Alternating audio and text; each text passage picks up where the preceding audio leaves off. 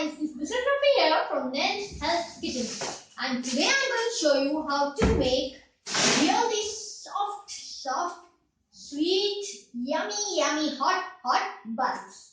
For that, all ingredients you need are, come on guys. So guys, for the making of the buns, the ingredients you need are have 60 ml of water. As you can see here, it's just normal water. Then 100 ml of milk. This is thick milk. You can use the common milk also, but for the better taste and the richness, I'm adding thick milk. Then I'm adding 60 grams of sugar, 40 ml of melted butter, or you can use even olive oil for the better result, or even cooking oil like sunflower oil, etc. 40 ml. Then 5 grams of yeast. The quantity of yeast should be perfect, otherwise that's dry yeast. Otherwise, the fermenting process will not take in a good way. Then I have 5 grams of salt. You can go ahead and add according to your taste too. Then you have to add approximately 80 grams of eggs.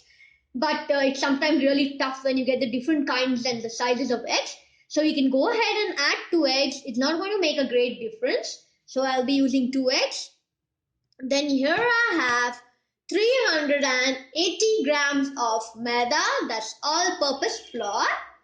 So now we will start with the preparations. For that, all what you've got to do is take a vessel, heat up the water to the little more than room temperature. It should not hurt your finger. It should be very little more than the room temperature, and we'll be melting the yeast in it. Now, take some water. As I told you, I heated up the water to the room temperature, little more than room temperature, as it's not hurting my finger. It's just making me a lukewarm feeling. Don't make it too hot, otherwise the process of yeast, it will kill the process of yeast. Now I'll be adding the yeast in it and wait till it gets dissolved. Or in other case, you can just mix it well in the water and wait till it dissolves nicely. So guys, as you can see, the yeast is nicely dissolved and it's looking like milk. I'll be adding the 100 ml of milk into it. Mix it well, and then I'll be adding this into the flour. Keep it aside first. Add all the dry ingredients with sugar, salt, and I'll be mixing it well. I'll be mixing all the ingredients well into it. Once you mix all the ingredients well into it, see that it's better if you just swift it off and just collect it. But as I'm using the granulated sugar, I don't think so swiffing is a good technique for it. Then now I'll be adding milk and the yeast together.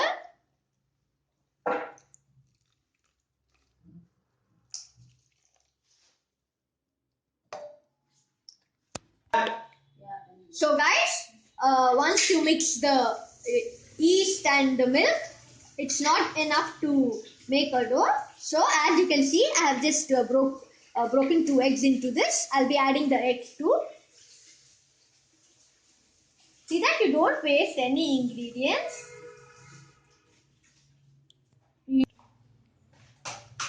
So guys, once I have cracked the eggs, I'll be mixing it into the dough and making it nice and soft. Guys, I'll tell you one thing, it's quite a sticky process and a bit of, uneasy process. Uneasy process, guys. So have some patience. Don't be in a hurry. Then all what you've got to do is clean your countertop nicely and put down all this batter. As you know, our one more ingredient is left, that's oil. We are not going to use it now. All what you've got to do is, once you clean the countertop, we'll be rubbing this slowly with the help of little oil, little by little, till it gets the nice elasticity into it, so that it comes into a proper texture.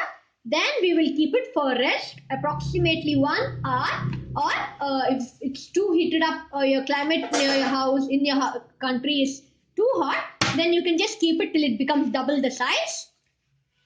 So guys, once you mix, as you can see, it's so sticky and irritating. I'll just keep it aside. I'll clean my countertop and I'll be adding this on the countertop. and I'll be rubbing with both my hands with all my strength, adding oil little by little or butter little by little. As I've told you, it's 40 gram of butter or oil. So now we will start. So guys, as you can see the dough here, it's so sticky and soft. What all I've got to do is clean your countertop nicely. We need a large, nice, big space here. Then some dry flour and the oil which I had showed you in early. That's somewhere around 40 gram of butter or oil. Here I've kept it separately. Now what I'll do is, just with my hand I'll put some flour, dry flour, that's maida, all-purpose flour, on the countertop. Don't add a large quantity of maida so that your dough becomes hot. Just a little bit of. Then we will keep this dough on the maida so that it doesn't stick to the countertop. In this way, we'll be adding whole of the dough here. You're not going to leave any quantity or waste any quantity in the bowl. Always be careful and sure that you don't waste any quantity or any ingredients. Then with one hand add oil, some oil or butter, and now we will be rubbing it in this way. We'll be rubbing it this way. The process goes in this way. In same direction, we will be rubbing this till it gets the kind of elasticity in it. I'll be showing you that texture. So as you're rubbing, we'll be going on adding oil or butter this way.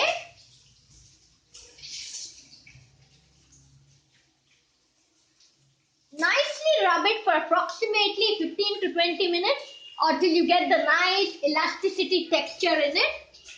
You need nice muscle for it, guys.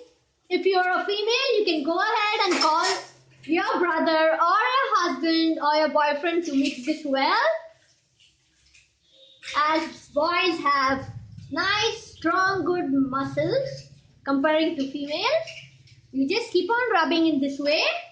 Then again, with the help of a knife or a blade, then bring it together.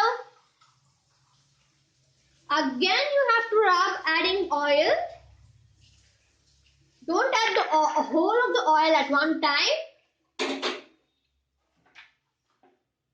Keep this process till I show you the elasticity stage. While I'm using a blade, you better go ahead and use. I'm using a knife. You better go ahead and use a blade, cooking blade. As I've lost mine, as the painting is going on in my house and my house is in a mess. So guys, all what you've got to do is, once you remove the whole thing, it's so sticky now also. But with oil in your hand and some maida, slowly try to take it in this way, as you can see I'm doing here.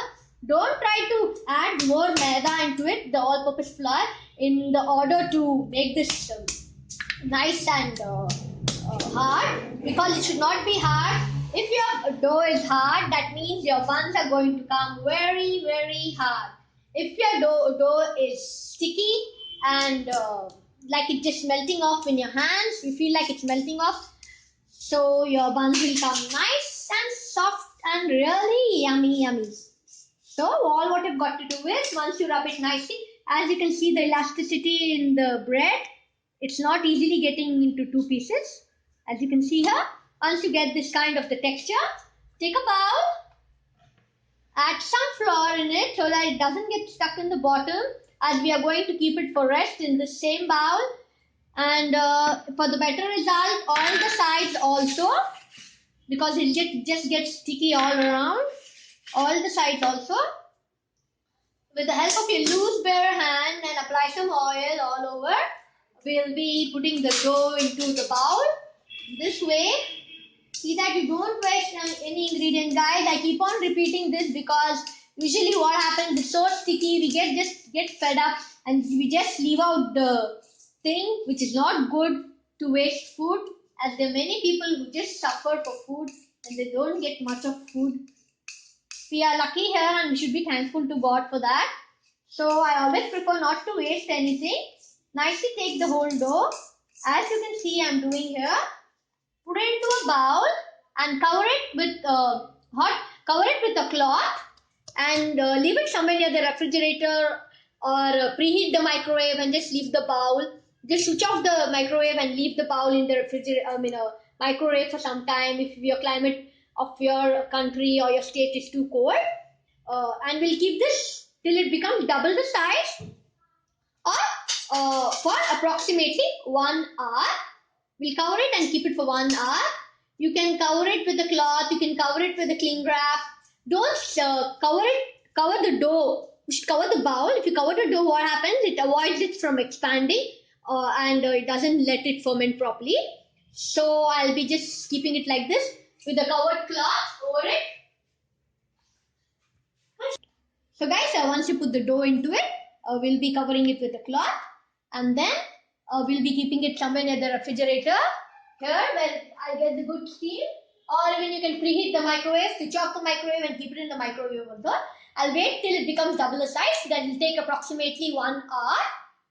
As you can see here, it's become double in size and so soft. See guys, so soft, just like the baby skin. So all what I've got to do is apply nice large amount of oil in your hand so that it doesn't get stick to your hand.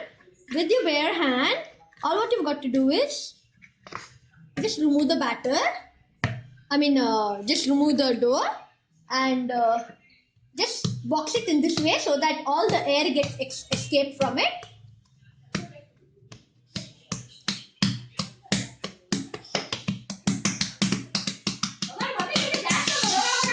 So guys, as you can see here, the batter has become nice and round. All what I've got to do is sweep some flour on the countertop. Make half of a dough in this way. Maybe you will take the 75% of a dough.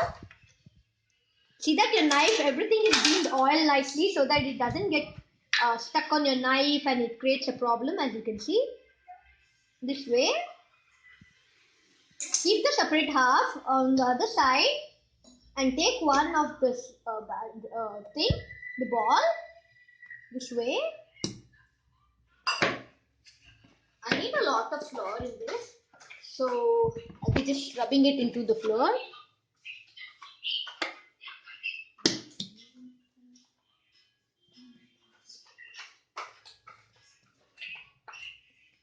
So guys, I'll just be rubbing in the countertop in this shape. Once you get this shape, all what you've got to do is put it into a container which is greased. As you can see, this I'm going to make a bread out of it. This has been greased with the oil and then been stuffed with the maida or the all-purpose flour. As you can see, once you make it, just make a roll out of it and put it into the can or the tin. Then I have greased a plate. Then all what I've got to do is, with these two small pieces, I'll divide it into two small pieces in this way. With a knife or with a bare hand, turn it around the maida or the all-purpose flour so that you get the better shape. Or apply a lot of oil on your hands and keep it into a plate or the grease tray in this way. Do the same thing to the other bun. So guys, in another dough, I'll be making this way buns. You can just have a crisscross shape over it, like the hot cross buns. 1 penny, 2 penny, hot cross buns.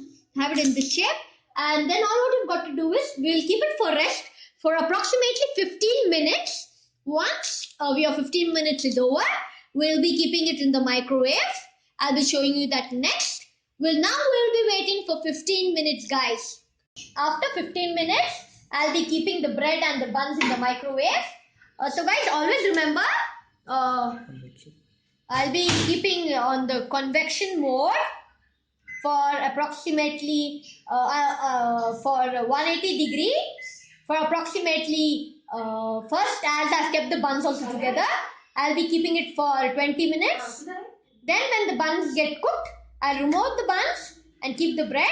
Now I'll be keeping it for 25 minutes. Okay. So I'm keeping it on 180 degrees Celsius for approximately 25 minutes. It took me approximately half an hour. The buns took me approximately 24 minutes to get cooked. And the bread took me approximately half an hour to get cooked. As you can see here, the buns, they are really nice and soft.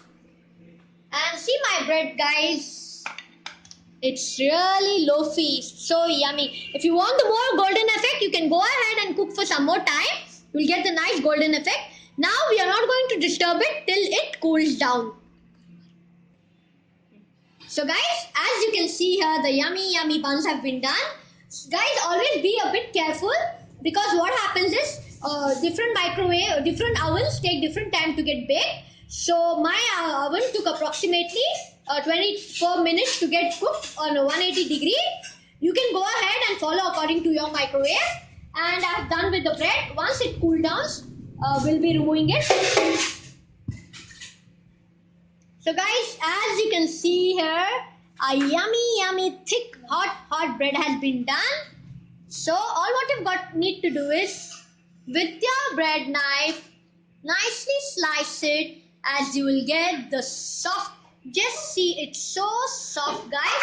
Soft and yummy breads. So guys, as you can see the lovely soft slices of bread here. As you can see the lovely bread slices. So please guys,